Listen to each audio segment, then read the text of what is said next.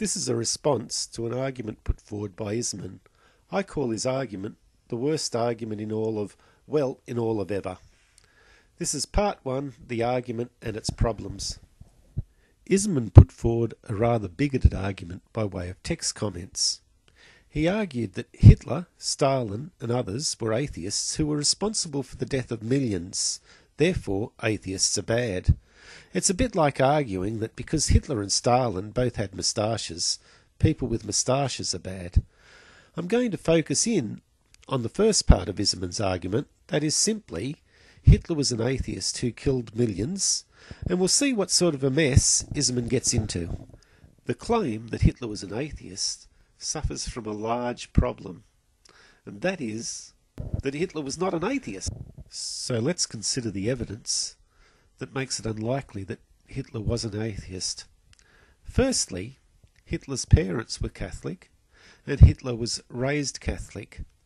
Now, because of the high correlation between the beliefs of the parents and the beliefs of the offspring, it's about 90% likely that Hitler was Christian.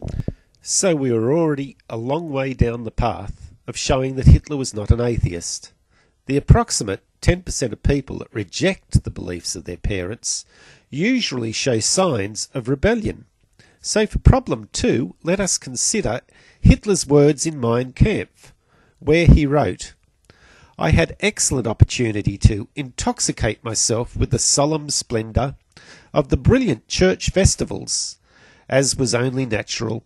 The abbot seemed to me, as the village priest had once seemed to my father, the highest and most desirable ideal." Now, these are not the words of a man that is rebelling against his religion. Conclusion: Hitler did not rebel. Hitler is an atheist, problem 3. All of Hitler's public statements actually indicate otherwise.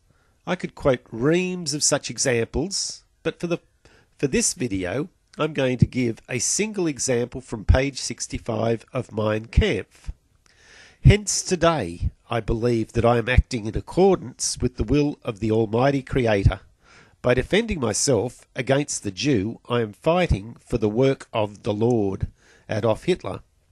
I know that Izamen will appreciate that I've used page 65, as page 65 is undoubtedly his favourite.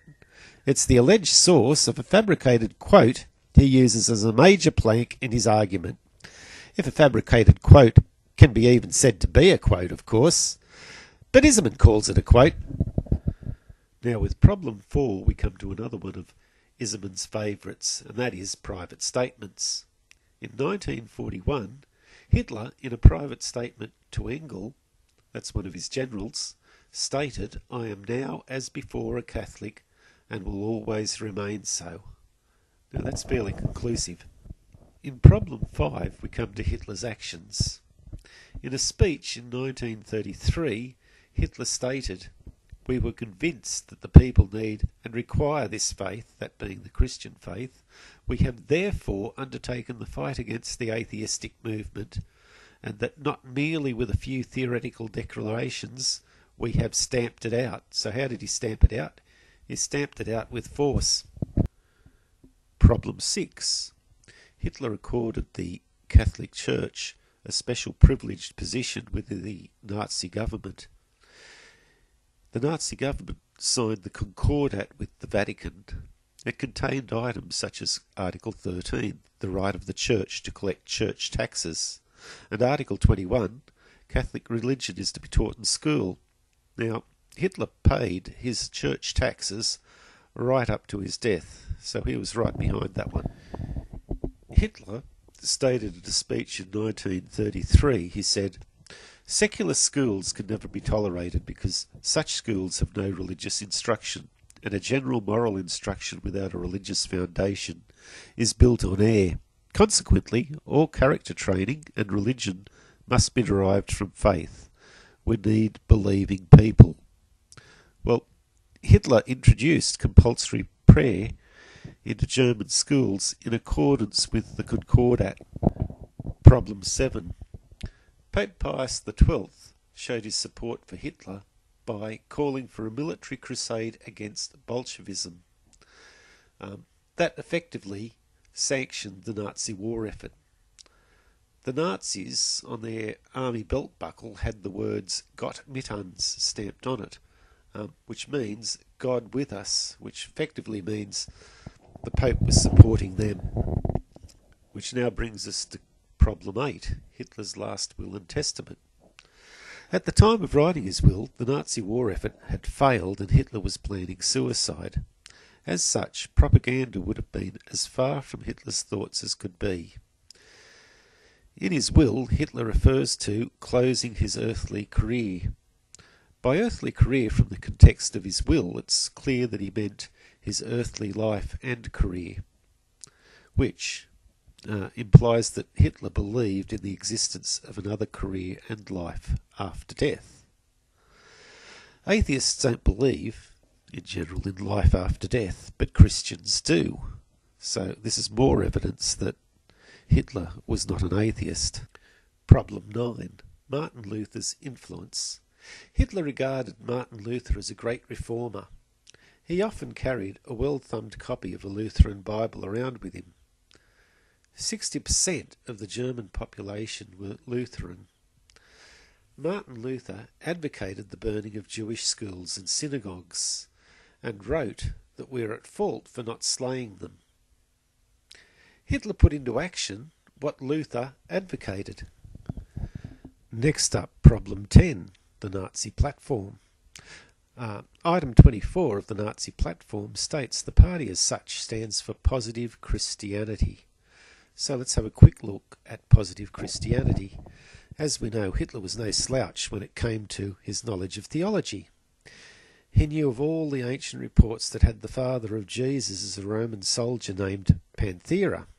All Hitler did was to assert that the Roman soldier was actually from Germany and of Aryan race. Next one. Christianity was chock full of communism.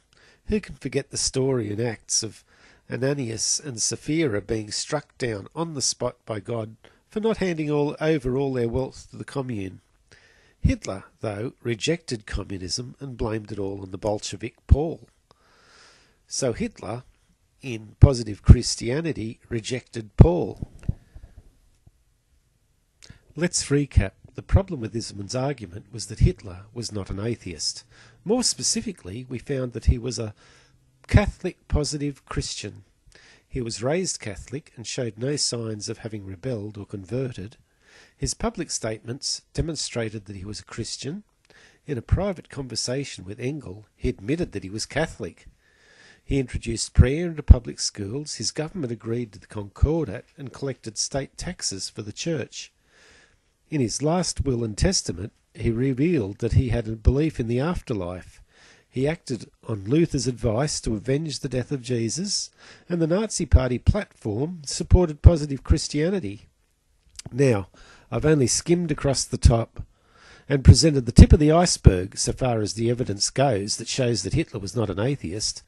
A word of warning, though, to Izamen. It is the part below the water that brought down the Titanic. That's the end of part 1 of this series of videos. You've just watched the argument and its problems. Next up, in part 2, we look at Izamen's attempt at circumnavigating the evidence.